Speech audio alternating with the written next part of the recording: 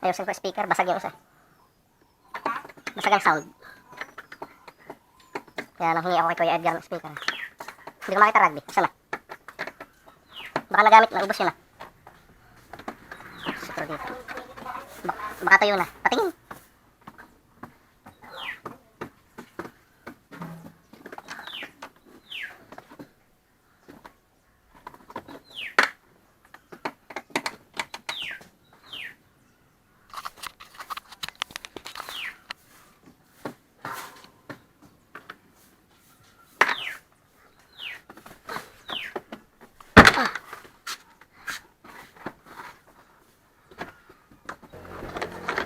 Right.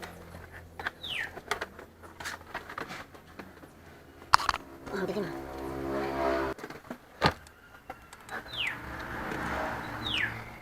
Isiling. Yun.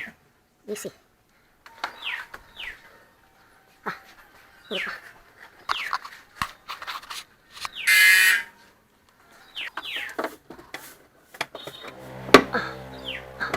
Yun.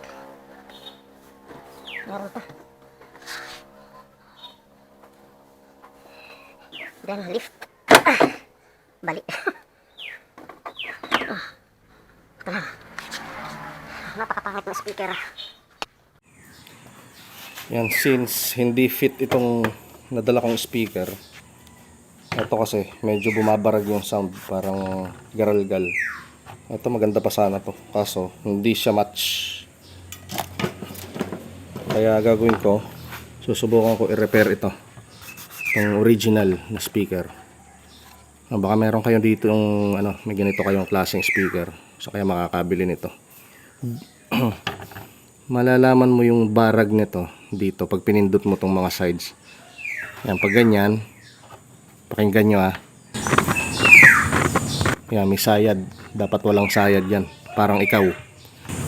Yan, may sayad dito, medyo dito meron, ito wala. Dapat ganyan. Yan. Walang sound. So dito meron, saka dito. So dito sa side na to, dito natin hihilutin. Pag maghihilot yan, alalayan dito sa ilalim, tas hihilahin mo to ng hihilahin ng pataas, tas dito pababa. Yan. Yeah. Yan, ganyan hihilahin mo to. Yan, konting pressure pataas, yan. Tulak, tas pindot. Dapat wala na yan, meron pa rin. Konti pa, lambot madali sana kung plastic to. Yan. Yeah. Yan, nawala na. Ayos na mga tol. Testing natin.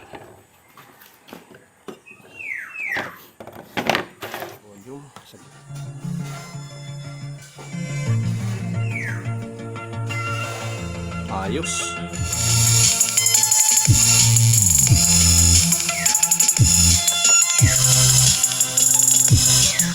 Okay na.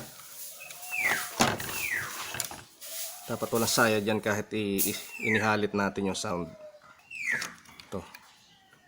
Pag yung speaker nyo medyo napansin pinindot nyo dito, tas na kagalkal, sayad na yun. Ibig sabihin na na-deform na yung voice coil nya. Kaya minsan nakukuha sa hilot yan. Pero pag pinuwersa nyo ulit ng sound to, kunwari overpowered yung ampli nyo, pwedeng mabingkong ulit yung yung voice coil ng speaker. Kaya hinay-hinay na lang sa sounds. Huwag nyo lalagyan ng ampli tong stock kasi mababa lang tong watts nito. Hindi dito naka-indicate pero tingin ko mga 25 watts lang tong klaseng to. Liit na magnet pero gandang tumunog. Urig Yan, okay na. So yun, ganun lang simpleng fix ng mga stock speaker ng mga luma nating sasakyan. Kung talagang no choice na, pag umulit ito, mo-modify ko na lang to, tapos i-mount ko to dito kasi ka-size naman i-backlash nga lang to, kaso buong speaker pala to. So dito lalagariin to, ito, tatastasin yan lahat yan dito. Pwera lang yung lock. Siyempre, kaso yung lock andito. Paano kaya to, no? Mukhang hindi naman aabot. Hindi sasayad. Pero tanggal talaga.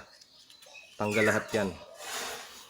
Siguro bibili ako ng surplus nito kung makakakuha ng surplus nito. Kasi nakakahinayang din eh. Meron na sa tingin ko mas sa mga surplus shop nito. Mga car shops. Kaya yun lang mga tol.